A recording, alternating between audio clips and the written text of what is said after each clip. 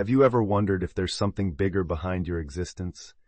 A hidden reason for the challenges you face, for the talents you have, for the people who come into your life? The answer is yes. And today, I'm going to share with you a truth so simple that its simplicity is downright scary. It's a truth that can completely change the way you see your life.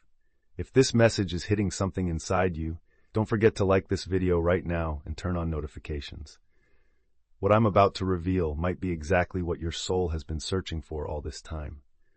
What comes after death? Where did we come from before we were born? Why do some people seem to be born with such clear purposes, while others wander aimlessly? These questions have tormented humanity since the beginning of time. Religions have been created, philosophies developed, and yet something still feels missing. Something that isn't in sacred texts or scientific theories. Something you might already know but forgot about. This isn't a work of fiction. It's not some mystical tale made just to entertain. What I'm about to share began with the account of a man you would never expect to associate with spiritual matters. A man whose skepticism was his trademark. A man who believed only in what he could see, touch, and measure. Yevgeny Levintzov was an acclaimed general and a renowned engineer, a man of science and military strategy, someone who openly dismissed any talk about spirituality, calling it a crutch for the weak who are afraid to face the harsh reality of existence. For Levin, life was just a series of biological processes, and consciousness was nothing more than a complex function of the brain. That all changed the day a lab accident left him clinically dead for 8 minutes and 42 seconds. When Levin woke up, 3 weeks later, he wasn't the same man anymore. The doctors had written him off. They said that even if he survived, he would suffer irreversible brain damage from the lack of oxygen. But against all medical odds, not only did he fully recover, he also reported something that shook the very foundations of conventional scientific thought. "I don't believe in life after death," were his first words upon waking up. "I believe in life before life and between lives, because now I remember." The doctors diagnosed him with post-traumatic delirium. His military colleagues suspected he had lost his mind. But how do you explain that this man, once confined to technical knowledge in his field, now spoke fluently about complex philosophical concepts he had never studied? How do you account for his new understanding of ancient languages he never learned? And even more intriguing, how do you explain the accurate details he provided about people who were long dead, details later confirmed by historical documents that had been unknown until then? "The soul doesn't just pop into existence at conception," explained Levin in his controversial manuscript. "Before coming here, each of us goes through a process of preparation. We receive a gift, not a physical object, but a mission, a purpose, a code. According to his account, before we are born, our soul goes through a process similar to programming. Not a deterministic programming that eliminates our free will, but one that sets parameters, trends, potentials. It's like a seed that holds the genetic code for a specific tree, but whose growth will be shaped by the soil, the weather, and circumstances. Nothing happens by accident," he asserted with the conviction of someone who had witnessed something beyond common understanding. "The moment of your birth, your family, your predispositions, your early challenges, all of it was carefully chosen to create the perfect environment for your specific mission."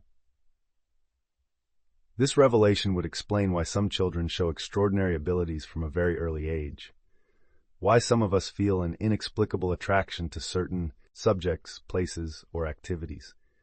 Why certain encounters seem predestined, as if our souls recognize each other from some earlier time. But if we have such a clear mission, why does life seem so confusing? Why do so many of us feel lost, like we're groping around in the dark?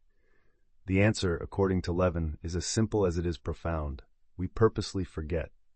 "Forgetting isn't a flaw in the system," he wrote. "It's an essential feature. Imagine playing a game where you already know all the challenges and solutions in advance. What genuine learning could there be? What real achievement would be possible?" The mission we receive before we're born doesn't come as a detailed manual with step-by-step instructions. It comes as a direction, a nudge, a deep intuition. It's like an inner magnet that always gently pulls you toward the north, even when you're temporarily off course. This veil of forgetfulness is what makes our journey authentic. We forget the specific details, but we keep the essence. We lose the map, but preserve our inner compass. And that inner compass, Levin explained, his eyes shining in a way that impressed even the most skeptical, is what you call the conscience. Not the moral conscience based on social conditioning, but that quiet, constant voice that always knows even when your rational mind doubts. Intuition, according to him, isn't a mystical phenomenon or a supernatural sixth sense. It's simply the echo of knowledge we already possess but consciously forget. It's like recognizing a song you haven't heard in years. You might not remember the lyrics or the title, but you know it on some deep level. And that's why we feel that restlessness when we're off track. That subtle discomfort when our choices don't line up with our original mission. It's not guilt or random anxiety. It's our inner compass trying to guide us back. You all think with two voices, Levin revealed in one of the rare interviews he gave before his mysterious disappearance. But you rarely are aware of it consciously. There's the voice of the ego, which is reactive, based on fear and immediate survival, and there's the voice of the soul, which is responsive, patient, and focused on long-term growth. This phenomenon, which he called double thinking, is our constant connection to that wisdom acquired before birth. That's why sometimes we instantly know the right answer to a complex situation, even before we logically analyze it. And that's also why we often have that feeling, I knew I should have listened to my intuition, when we ignore that inner knowledge.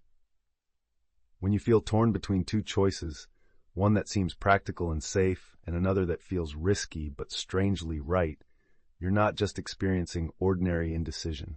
You're witnessing a dialogue between your two natures, the temporary personality built for this life and the eternal essence carrying your true mission.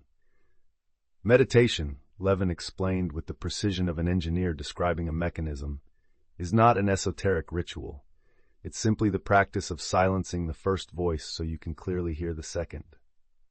It's like tuning a radio to pick up a distant yet vital signal. And what about those moments of synchronicity we all experience? Those meaningful coincidences that seem impossible? They aren't coincidences at all. They're moments when both realities align perfectly.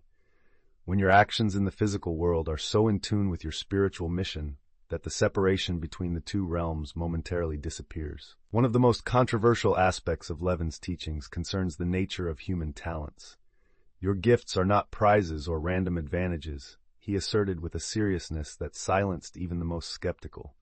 They are specific tools, carefully chosen for your particular mission. According to his account, the talents we have, whether it's an exceptional mathematical mind, an extraordinary voice, deep empathy, or any other ability, don't just come out of genetic chance. They are the baggage of past experiences, abilities honed over multiple lifetimes, now available specifically for this chapter of our journey. That's why wasting your talents causes such deep internal suffering, he explained. It's not just psychological frustration. It's a deep dissonance between what you were meant to do and what you're actually doing. According to Levin, when we don't use our gifts as they were originally intended, we experience a specific kind of existential void. We might achieve material success, social recognition, yet that lingering feeling that something is missing, that we aren't truly fulfilling our purpose, remains. Even more alarming was his claim that the deliberate misuse of our talents, using them to harm, manipulate, or exploit others, creates a kind of karmic debt that eventually must be balanced. Not as divine punishment, he clarified, but as a natural consequence of a system that is constantly seeking balance. This perspective would explain why so many people who appear to be externally successful suffer internally. Why depression affects even those who seemingly have it all. Why mysterious illnesses sometimes emerge when we are deeply out of sync with our true purpose. These aren't punishments. They are signals, alarms, the system's way of trying to guide us back before the deviation becomes irreversible. There are no coincidences when it comes to significant human encounters, Levin stated with unwavering conviction. Those people who deeply impact your life, for better or for worse, aren't there by accident. According to his testimony, Many of the relationships we form in this life are actually reunions. Souls we knew before, with whom we have unfinished business, pending lessons, and shared growth to achieve. That's why some people seem familiar from the very first moment, he explained. That's why certain connections are instant and deep, defying logical explanations. Your heart recognizes what your mind forgot. Even more fascinating is his revelation about our enemies and detractors. According to Levin, those who cause us the most difficulty are often souls with whom we have the most important adjustments to make. People with whom we have created imbalances in past experiences, whether because we caused them pain or they caused us. Genuine forgiveness isn't just a moral virtue, he insisted. It's the resolution of an energetic pattern that would otherwise keep repeating in future lives until it's balanced. This perspective sheds a completely new light on difficult relationships. The impossible boss, the challenging partner, the complicated family member, they can all be seen as precise opportunities for resolution and growth, rather than as arbitrary punishments from fate. Perhaps the most intriguing is Levin's explanation for that feeling of love at first sight. That inexplicable certainty that you've met someone who seems like a fundamental part of your existence. It's not just chemistry or compatibility, he would smile as he explained. It's recognition. Your souls have danced together before, and now they are reuniting to continue an interrupted journey. And what about those painful separations that leave you with a sense of irreparable loss? They are just pauses, he explained gently, not endings. What is truly connected at the soul level always finds its way back, whether in this life or the next. Death isn't an end, but a transition, Levin explained with the serenity of someone who has seen the other side. It's not a final destination, but a stop along the eternal cycle of the soul. According to his detailed account, the process that follows physical death is far more complex and conscious than our Western culture leads us to believe. It isn't an instant jump into a static heaven or hell, nor a complete dissolution into nothingness. It's a gradual process of review, integration, and preparation. In the first moments after leaving the body, he described clinically, the soul remains in an expanded state of awareness while still connected to its recent experiences. It's like waking up from an intense dream, yet still feeling the emotions. What follows is what Levin called a panoramic review. A process where the soul observes its entire past life not just as a bystander but by reliving every moment again, with one crucial difference. Now it feels not only its own emotions but also the impact of its actions on every being it interacted with. You feel the joy you brought to others as your own joy. You feel the pain you caused as your own pain, he explained, his eyes welling up. Not as punishment but as complete understanding. It's the deepest kind of learning possible. This review doesn't happen in the context of external judgment, but as guided self-assessment. The soul clearly sees where it fulfilled its original mission and where it strayed. It understands the opportunities taken and missed. It recognizes patterns that need to be transformed and lessons that still require learning. After this period of review, which may seem instantaneous or extremely long depending on the complexity of the life lived, the soul then enters a state that Levin described as consultation with the guides, a planning process for the next cycle, whether that will be a new earthly incarnation or an experience in other realms of existence. One of the most fascinating concepts Levin revealed is what he called the orbit of the soul, an intermediate state where some souls remain after physical death before moving on to new cycles of experience. Some souls can't fully let go after death, he explained. They remain in a kind of orbit around the people, places, or situations they were deeply connected to. Not as ghosts in the conventional sense, but as consciousnesses still partly anchored to earthly experience. These souls in orbit aren't held back by external punishment, but by internal attachment. They are the ones who left with unfinished business, unfulfilled promises, or simply such a deep attachment to certain people or experiences that they can't move on without help. That's why passage rituals exist in every culture, Levin noted. They're not just superstitious traditions. They are spiritual technologies developed to help both those who leave and those who stay complete the emotional cycle, enabling the soul to continue its journey. Beyond the orbit, there is what Levin called the abode of souls, a habitat of souls, a vibrational realm where disembodied consciousnesses gather for healing, integration, and preparation. It isn't a physical place, but a state of existence, a specific frequency where like-minded souls meet. In this state, he described, souls aren't limited by singular identities like in earthly life.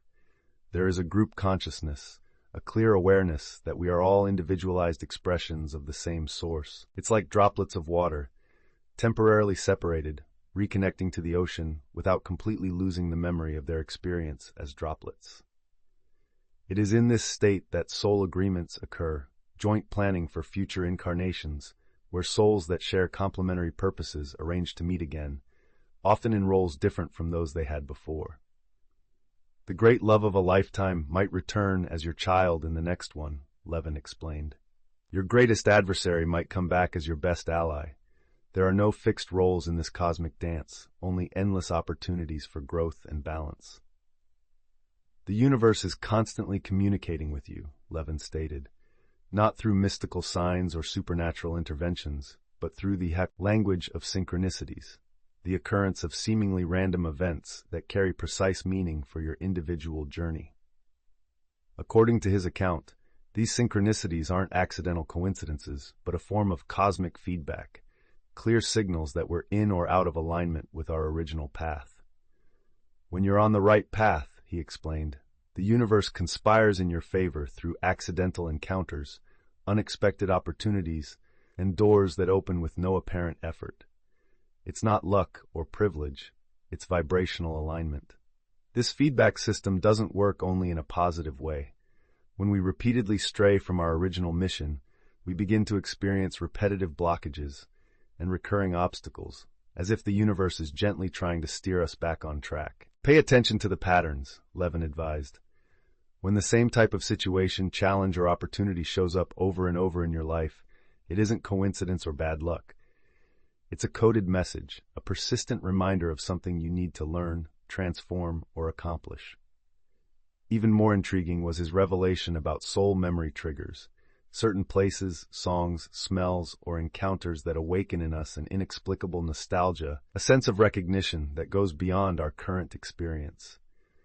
That song that moves you for no apparent reason, that place you've never been but seems strangely familiar, that person you just met but with whom you feel an instant, deep connection. These are all moments when the veil of forgetfulness becomes momentarily thinner, he explained. They are fleeting glimpses of what your soul really knows and remembers. According to Levin, these synchronicities intensify during crucial periods of decision or transformation. When you are about to make significant choices that will deeply affect your path, the signs multiply, whether they are confirmations or warnings. It's as if the universe turns up the volume on communication when decisions are most important, he would smile as he explained. Like a spiritual GPS that gets louder when you're approaching a critical curve in the road. We're in a unique moment in human history, Levin stated in his last manuscript, which was found only after his disappearance. A time when the veil of forgetfulness is growing thinner for the entire species, not just for isolated individuals.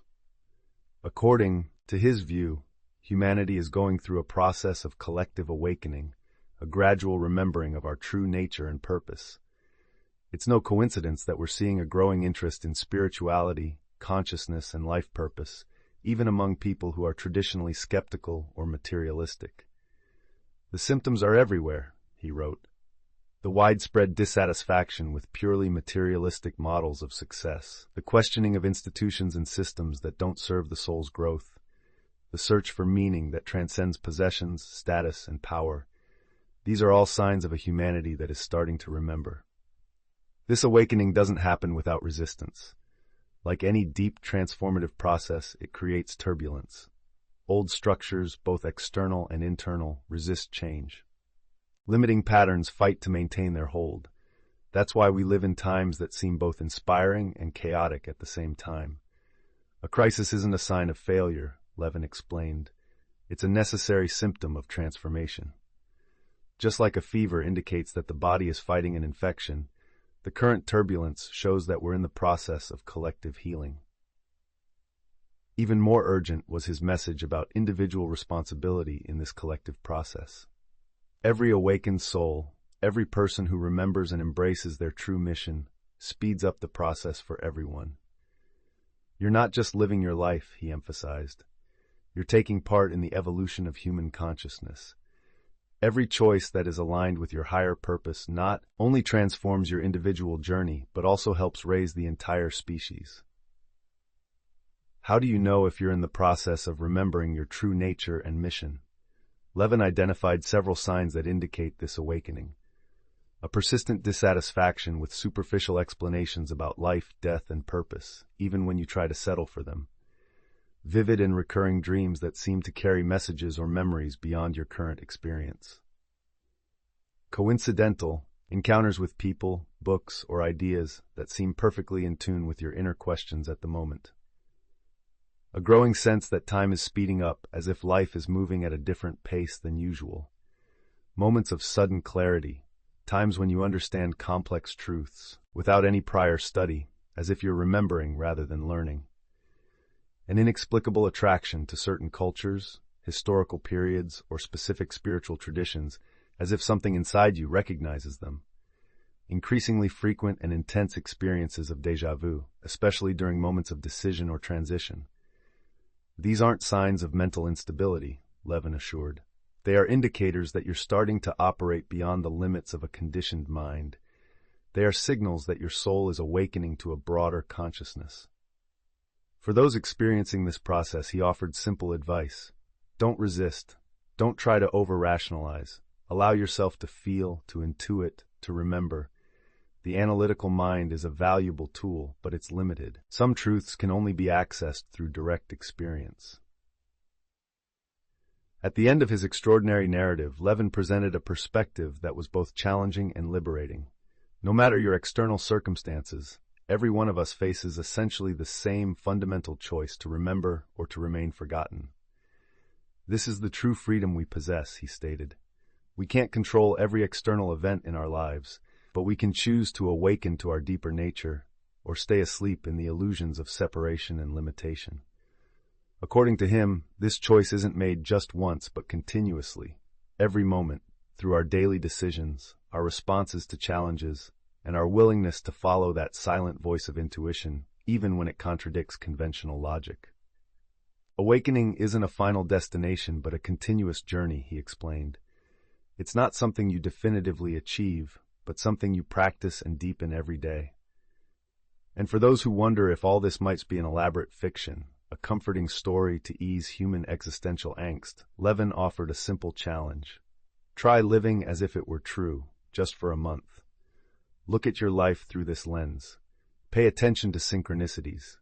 Listen to your intuition. Align your choices with what you feel is your highest purpose.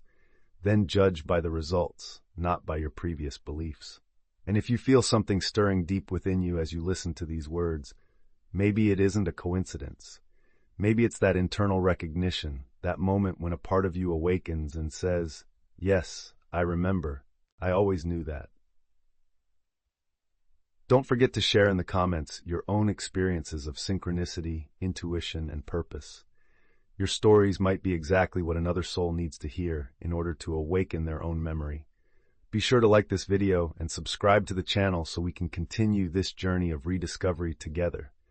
Because in the end, as Levin said before his mysterious disappearance, truth doesn't need to be proven or defended. It only needs to be recognized. And when a soul recognizes its truth, no argument or external evidence can shake that inner certainty. Your mission is calling, your soul is remembering. And maybe, just maybe, this video didn't come to you by accident. Maybe it's part of a much bigger plan that in some way you helped create. Until we meet again, remember, you're not just who you think you are, you're infinitely more.